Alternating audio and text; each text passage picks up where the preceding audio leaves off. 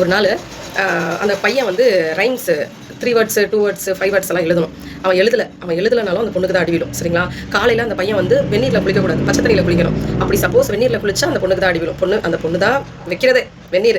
ஏன்னா தான் குழந்தை பச்சை தண்ணியில் குளிக்கும்போது அது நடுங்கும். தெரியுங்களா? அந்த மார்கழி மாதம்லாம் வந்துருச்சுன்னா அந்த குழந்தை நடுங்கும். ஆனால் அந்த தண்ணியை அந்த பொண்ணு வந்து ஒத்தி வச்சு அப்புறமா எடுத்து ஊற்றுவா. அந்த குழந்தைங்க 2 பேரும் நடுங்குமா. அதனால அவன் என்ன பண்ணுவா, காலையிலே எழுந்து வெந்நீரை வச்சு அந்த குழந்தைங்களுக்கு வெந்நீரை குளிப்பாட்டிடுவா. அவ்வளோ எவ்வளோ கேட்டால் ஹீட்டர் வாங்கி போடுங்க, குழந்தைங்களுக்கு தேவைப்படுது ஹீட்டர் வாங்கி போடுங்கன்னு காசு கொடுங்கனாப்ல. அப்போ அந்த ஹீட்டருக்கும் அவள் பணம் கொடுக்குறான் 8000 ரூபாய். ஏன்னா அதுக்கப்புறம் ஒரு வேலை செஞ்சுட்டு இருக்கா, அந்த வேலை மூலியமாக அவளுக்கு பணம் வருது, ஷேர் அந்த வீட்டில் எல்லாமே. சரிங்களா? அப்போ அந்த ஹீட்டருக்கும் அவள் பணம் கொடுக்குறா 8000 ரூபாய். ஏன்னா தான் குழந்தைங்க பச்சை தண்ணியில் குளிக்கும்போது அவளுக்கு கஷ்டமாக இருக்குது. அந்த பிள்ளைங்க வந்து நடுங்கும் தெரியுமா. அப்போ அவளுக்கு ரொம்ப கஷ்டமாக இருக்குங்க. அதனால அவள் இந்த ஹீட்டரை வாங்கி போட்டான். இப்படி ஃபேமிலி போயிட்டு இருக்குங்க. மாதம் அவள் வந்து வண்டி கேட்குறான்.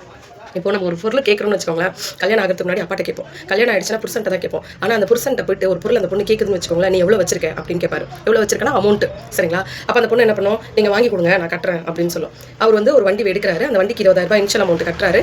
மாதம் 3500 ரூபா அந்த பொண்ணு கட்டி முடிக்கிறா ஒரு லோனை, ஃபர்ஸ்ட் லோனு.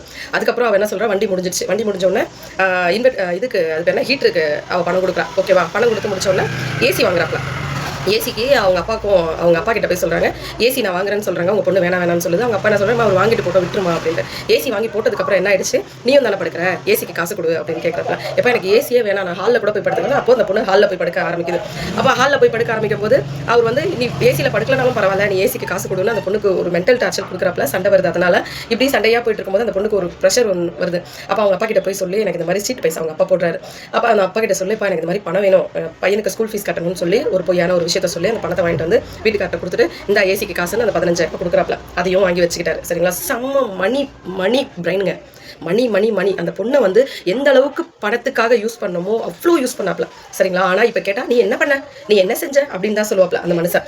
இப்படி போயிட்டே இருக்கும்போது ஒரு கட்டத்தில் என்ன ஆகுதுன்னா, அவங்க ஃபேமிலியில் ஒரு சண்டை வருது. விளக்கெல்லாம் தூக்கி போட்டு உடச்சி அவங்க அம்மாவே பஞ்சாயத்துக்கு ஆட்டோ பிடிச்சி நைட்டு வந்துட்டு ஏன்பா அடிக்கிற, அந்த குழந்தைய ஏன்பா அடிக்கிற, அந்த குழந்தைய அடிச்சா அதை தடுக்க போனால் அந்த பொண்ணுக்கும் அடிவிடும். அப்போ அவங்க அம்மாவை தரத்தரன்னு எடுத்துட்டு போய் பீரோவை திறந்து கட்டுறப்பல, பீரோ துணியெல்லாம் மடிக்கல பாருங்க, இங்கே பாருங்க வாஷிங் மிஷினில் துணி கிடக்குது பாருங்க, கிச்சனில் பாத்திரம் இருக்குது, காலையில் ஏஞ்சா அவள் தான் செய்ய போகிறான், நீ ஒன்றும் வீட்டுக்கு வேலைக்காரி வைக்க போகிறது இல்லை, அந்த பொண்ணு தான் செய்ய போகிறா, அவள் செஞ்சுட்டு போகிறா, நீ ஏன்பா அதெல்லாம் பார்க்குற, நீ வெளியில் போய் வேலை பார்த்துட்டு வந்து நீ சம்பாரிச்சு போடுப்பா, அப்போ சம்பாரிச்சா மட்டும் போதுமா. எப்போ நான் அதை சொல்லலை, அந்த அம்மா சொல்கிறாங்க, நான் அதை சொல்லலை, குடும்பம்னா 1000 சண்டை இருக்கும், இந்த டிவியை போட்டு உடைக்கிறது, இந்த வந்து பார்த்தீங்கன்னா பாத்திரத்தை தூக்கி போட்டு உடைக்கிறது, கஷ்டப்பட்டு ஒன்று என் பொண்ணுக்கு நான் வாங்கி கொடுத்துருக்கேன், நீ எல்லாத்தையுமே இப்படி ஈஸியாக உடச்சிட்டு இருக்க, அந்த குழந்தை என்ன பண்ணுச்சு, அந்த குழந்தைய ஏன்பா அடிக்கிற, அது தாங்குமா, உன் அடி அது தாங்குமா அப்படின்னு அந்த அம்மா பேசுகிறாங்க. அந்த விளக்கெல்லாம் தூக்கி போட்டு உடச்சி இதுக்கப்புறம் விளக்கே ஏற்றக்கூடாதுன்னு முடிவுக்கு வந்துடுறான். ஆனாலும் அவங்களால தாங்க முடியல. ஒரே ஒரு சின்ன முருகரை எடுத்து கிச்சனில் வச்சு விளக்கேற்றா, தன் பிள்ளைங்க நல்லா இருக்கணும் அப்படிங்கிறதுக்காக. இப்படி போயிட்டு இருக்கு. ஒரு கட்டத்தில் அந்த லீஸ் வந்து முடியுது. லீஸ் பைசா வந்து ஹவுஸ் ஓனர் வந்து தரமாட்டேங்கிறாரு. அப்போ வந்து அந்த ஹஸ்பண்ட் வந்து சொல்கிறப்பல, ஹவுஸ் ஓனர்கிட்ட நீ பேசு அப்படின்ட்டு. அப்போ அந்த பொண்ணு வந்து ஹவுஸ் ஓனர்கிட்ட பேசும்போது, நீ யாருமா, நான் வந்து உங்கள் ஹஸ்பண்ட் பேரில் தானே கையெழுத்து போட்டு கொடுத்துருக்கேன், அவர் தான் பேசணும், நீலாம் பேசக்கூடாது, ஏங்க ஹஸ்பண்ட் புருஷன் முண்டாட்டி, புருஷனுக்காக பொண்டாட்டி பேசுறது தப்பு இல்லைல்ல அப்படின்னு சொல்லி அந்த ஹவுஸ் ஓனர்கிட்ட சண்டை போட்டோன்னா உன்னால் என்ன பண்ண முடியுமோ பண்ணிக்கோ, நான் வந்து 3.5 லட்ச ரூபா பணத்தில் நான் 1 லட்ச ரூபாய் என்னமோ தான் ஒரு கணக்கு சொல்கிறாரு, இவளால் தாங்க முடியல, ஏன்னா அவளோட நகையெல்லாம் வச்சு தான் அந்த லீஸ் பைசா கொடுத்தது. அந்த நகையோட அட்டை எடுத்துகிட்டு மணிவாக்க போலீஸ் ஸ்டேஷனில் போய் கம்ப்ளைண்ட் பண்ணுறான். சார் இந்த மாதிரி நான் லீஸ் பைசா நான் கொடுத்துருக்கேன், இந்த நகையெல்லாம் வச்சு தான் நான் கொடுத்துருக்கேன், இப்போ அவர் வந்து பார்த்தீங்கன்னா எனக்கு கடன் ஆயிடுச்சு, அதனால் என்னால் லீஸ் பைசா கொடுக்க முடியாது, பெயிண்ட் காசு இப்படின்னு சொல்லி கிட்டத்தட்ட 2 லட்ச ரூபா அவர் கழிக்க பார்க்குறாரு சார் அப்படின்னு சொன்னோன்னே அந்த போலீஸ்காரர் அவ்வளோ தங்கமானவருங்க. அந்த போலீஸ்கார் சொல்கிறாரு, நீ யாரு, நீ என்ன அவ்வளோ பெரிய அரண்மனை கட்டி வச்சிருக்கியா, இப்போவே அந்த பொண்ணுகிட்ட சாவி கொடு சார், ஒயிட் வாஷ்லாம் பண்ணும் சார். ஹவுஸ் ஓனர் சொல்லும்போது, சார் முன்னாடியே ஒயிட் வாஷ் பண்ணி நான் சாவியை கொடுக்குறேன் சார் அப்படின்னு சொல்லி அந்த பொண்ணு தனியாக தான் போய் போலீஸ் ஸ்டேஷனில் கம்ப்ளைண்ட் பண்ணா பேசுகிறா. போலீஸ்காரங்களும் அந்த ஹவுஸ் ஓனர்கிட்ட பேசுகிறாங்க. பேசிட்டு ஹவுஸ் ஓனரும் வந்து நான் சாவி தந்துடுறேன் அப்படின்னு சொல்லி கொடுத்தாரு. இப்போ வரைக்குங்க அந்த பொண்ணு போய் அந்த ஸ்டேஷனில் போய் கம்ப்ளைண்ட் பண்ணனால 3 லட்ச ரூபா மறுநாளே வந்துச்சு. 50,000 ரூபாய் இன்னும் தரவே இல்லை, இப்போ வரைக்கும் தரல அந்த ஹவுஸ் ஓனர். சரிங்களா? அப்போ அந்த ஹஸ்பண்ட் கிட்ட போய் அந்த பொண்ணு கேட்குற, அந்த 50,000 ரூபா வாங்கணும், ஏன் நம்ம விடணும் அப்படிங்கும்போது, பரவாயில்ல விடு, ஒரு கஷ்டப்படுறாராம் அப்படின்னு சொல்லிட்டு. அப்போ அந்த பொண்ணு கேட்குறா, எனக்கு நான் வண்டி வாங்கணும்னு கேட்டால் ஒரு 10 ரூபா கொடுக்க மாட்டேங்கிற, பிள்ளைக்கு ஹாஸ்பிட்டல் போகணும்னு கேட்டால் ஒரு 500 ரூபா கொடுக்க மாட்டேங்கிற, ஆனால் இன்னொருத்தனுக்கு 50,000 ரூபாய் எப்படி நீ விட்டுட்டு நிற்கிற அப்படின்னு நான் கேட்டதுக்கு அந்த இப்படி போயிட்டே இருக்குங்க. இப்படி சண்டையில் போயிட்டே இருக்கும்போது ஒரு நாள் என்ன ஆயிடுச்சு, அவங்க அப்பா சாகிறதுக்கு முன்னாடி ஒரு 50,000 ரூபா அவங்க அப்பாவோட காசு அவர் வாங்கினாப்ல, அவங்க ஹஸ்பண்ட் வாங்கி அந்த காசை தரவே இல்லை. அப்போ அந்த பொண்ணு ஹாஸ்பிட்டலுக்கு அவங்க அப்பாவுக்கு வாரம் கிட்னி ஃபெயிலியர், அவங்க அப்பாவுக்கு வாரம் ட்ரீட்மெண்ட் எடுக்கிறதுக்கே 6,000 ரூபா ஆகுது. அப்போ அவங்க ஹஸ்பண்ட் கிட்ட கேட்குறா, எங்கள் அப்பாவோட காசை கொடுத்துரு, ரொம்ப கஷ்டமாக இருக்குது, நாளைக்கு அவருக்கு ஏதாவது ஒன்றுனா நான் யார்கிட்ட போய் கேட்பேன் அப்படின்னு சொல்லி அந்த பொண்ணு கேட்கும்போது சண்டை வருது. அவர் ஃபைட் பண்ணுறாரு. அவங்க அப்பா செத்தாலும் நான் வரமாட்டேன்னு சொல்லி சத்தியம் பண்ணுறாரு தரையில். சரிங்களா? அவங்க அப்பா செத்தாலும் நான் வரமாட்டேன் அப்படின்னு சொல்லிட்டு சத்தியம் பண்ணுறாரு. இப்படியே போயிட்டுருக்கு. இடையில என்ன ஆயிடுச்சுன்னா, இவர் வந்து பிஸ்னஸ் பண்ண போகிறேன் அப்படின்னு சொல்லிட்டு ஒரு பிரச்சனையை உண்டாக்குனாரு. சரின்னு சொல்லிட்டு பிஸ்னஸ் பண்ணுறதுக்கும் காசு கிடையாது. அப்போ அவங்க ஹஸ்பண்ட் கேட்குறாரு, வீடு வேணுமா பிஸ்னஸ் வேணுமா அப்படின்னு சொல்லி கேட்குறாரு. அப்போ அந்த பொண்ணு சொல்கிறா, எல்லாருக்கும் ஹஸ்பண்ட் வந்து ஒரு நல்ல நிலைமைக்கு போய் நிற்கணும்னு ஆசை தானேங்க, நம்ம வீட்டுக்கார ஒரு பிஸ்னஸ் பண்ணணும், அவர் ஒரு தனிப்பட்ட ஒரு இடத்துல அவர் போய் நிற்கணும்னு. அப்போ அந்த பொண்ணு ஆசைப்பட்டு என்ன பண்ணா, எனக்கு வீடெல்லாம் வேணாப்பா, நீ ஒரு பிஸ்னஸ் பண்ணு, உனக்குன்னு ஒரு கையில் ஒரு இதை உருவாக்கிக்கோ அப்படின்னு சொல்லி வெயிட் பண்ணுறான். அப்போ அதுக்கிடையில் என்ன பண்ணுறாரு, வைர மோதிரம் எனக்கு வேணும்னு சொல்லி கேட்குறாரு. அப்போ அவங்க அம்மா கிட்ட போய் சொல்கிறா, அம்மா இந்த மாதிரி அவருக்கு வைர மோதிரம் வேணுமா அப்படின்னு சொல்லிட்டு நின்று நிலையிலங்க 45,000 ரூபாய் கொடுத்து வைர மோதிரம் எடுத்து கொடுக்குறாங்க வடபழனி கௌதம் ஜுவல்லரியில்.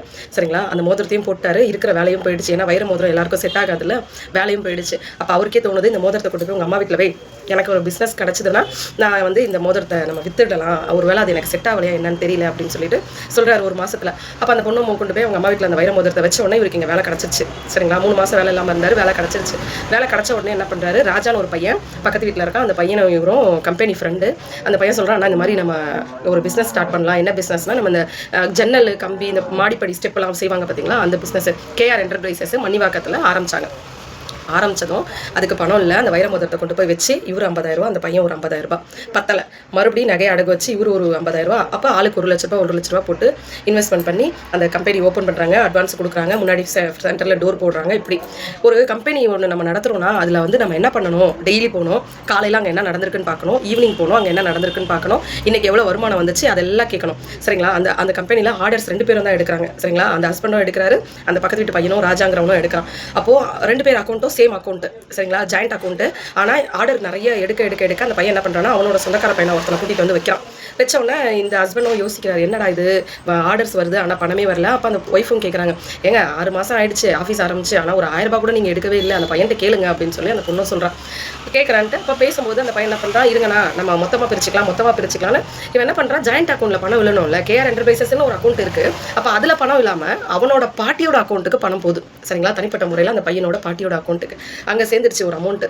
அப்போ இந்த ஹஸ்பண்டுக்கு தெரிய வருது, நம்ம ஏமாந்துட்டோம், இவன் நம்மளை ஏமாத்துறான், காசு வருது, அவங்க பாட்டியோட அக்கௌண்ட்டில் போடுறான்னு டேரெக்டாகவே கேட்டுறான். கேட்ட உடனே அந்த பையன் என்ன சொல்கிறாப்புல, ஆமாம் நான் இந்த மாதிரி தனியாக பிஸ்னஸ் ஸ்டார்ட் பண்ண போகிறேன், எனக்கு இந்த பேரை கொடுத்துருங்க, கேஆர் என்டர்பிரைசஸை எனக்கே கொடுத்துருங்க அப்படின்ட்டு. அப்போ இந்த ஹஸ்பண்டுக்கு கோவம் வருது. கோவம் வந்து என்ன பண்ணுறாரு, எனக்கு இந்த இதே வேணா நீயே வச்சுக்கோ அப்படின்னு சொல்லிட்டு அப்போ போட்ட பணத்தையாவது எடுக்கணும்ல, அதையும் எடுக்கல. சரிங்களா, அப்போ அந்த பொண்ணு கேட்குறா, நான் போய் கேட்குறேன் அந்த காசை அப்படின்னா அதுக்கும் ஃபைட்டு, கேட்கக்கூடாது, அது அப்படியே போட்டோம் அப்படின்னு சொல்லி அதுக்கும் சண்டை வருது. சரி, இப்படியே இதை வரைக்கும் ஹவுஸ் நட்ட ஒரு 50,000 ரூபாய், இந்த பையன்ட்ட ஒரு அமௌண்ட்டு, ஓகேவா, அதுலேயும் 10 ரூபாய் எடுக்கலங்க. கிட்டத்தட்ட 1 வருஷம் அந்த ஆஃபீஸ் ஆரம்பிச்சு 1 வருஷம் ஆகிடுச்சு, 1 ரூபா கூட எடுக்கவே இல்லை. அப்படியே போயிட்டு இருக்கு. மறுபடியும் அந்த பிஸ்னஸ் அப்படியே லாக் ஆகிடுச்சு. ஒரு கம்பெனியில் வேலைக்கு போய் சேர்றாப்புல, அந்த கம்பெனியில் வேலை வீடு இப்படி தான் பார்த்துட்டு இருக்காப்புல. அவங்கள வந்து ஏமாந்து போயிட்டு, சரி இப்படி நம்ம ஏமாந்துட்டோமே என்னடா பண்ணுறது அப்படின்னு சொல்லிட்டு இப்படி போயிட்டு இருக்கு. சண்டை வரும், மறுபடியும் சேருவாங்க. அப்புறம் உடம்பு சரியில்லாமல் அவருக்கு போச்சு, அப்புறம் ஹாஸ்பிட்டலில் போய் காட்டினாங்க, வீசிங் ப்ராப்ளம். அப்புறம் வந்து அது என்ன பிபி அதிகமாகிடுச்சு. அப்போ டாக்டர் கேட்குறாரு, உனக்கு உன் புருஷன் வேணுமா இல்லை இது வேணுமா அப்படின்னு கேட்குறாரு. எனக்கு என் புருஷன் தான் வேணும்னு அந்த பொண்ணு சொல்கிறா. அப்போ வந்து அவருக்கு உப்பு இல்லாமல் சாப்பாடு கொடு அப்படின்னு சொல்கிறாப்புல. உப்பு இல்லாமல் அந்த பொண்ணும் சாப்பிட்டா. ஏன்னா உப்பு போட்டால் தனியாக உப்பு போட அவளுக்கு தெரியும். ஆனால் அவளுக்கு என்னென்னா, புருஷனுக்கு எப்படி சமைக்கிறோமோ அப்படியே நம்மளும் சாப்பிடுவோம் அப்படின்னு சொல்லிட்டு புருஷனுக்கு என்ன சாப்பாடு கொடுக்குறாலோ அதே தான் இவ்வளோ சாப்பிடுவோம். சரிங்களா, காலையில் ஏஞ்சா ஜூஸு, 11 மணிக்கு ஸ்நாக்ஸு, காலையில் டிஃபனு, 3 மணிக்கு ஸ்நாக்ஸு, அப்புறம் ஈவினிங் அவர் வராரு அப்படின்னா அப்போ அவர் வரத்துக்குள்ளே பஜ்ஜி போண்டா, அதாவது அந்த குழந்தைங்களுக்கு செய்கிறாரோ இல்லையோ அந்த புருஷனுக்காக அவள் செய்வான். சாயந்தரம் வந்த உடனே ஸ்நாக்ஸ் கேட்பாரு அப்படின்ட்டு இப்படி போயிட்டே இருக்குங்க. அப்போ அந்த பிஸ்னஸும் லாஸ் ஆகிடுச்சா. இவர் கம்பெனி வேலை தானே பார்க்குறாரு. மறுபடியும் ஒரு ஃபைட்டு நடக்குது. என்ன ஃபைட்டு அப்படின்னா, அந்த வீட்டில் ஒரு ரிலேஷன் வராங்க, சங்கீதாங்கிறவங்க. அவங்களுக்கு வந்து பார்த்திங்கன்னா அவங்களால ஒரு பிரச்சனை போயிட்டுருக்கு.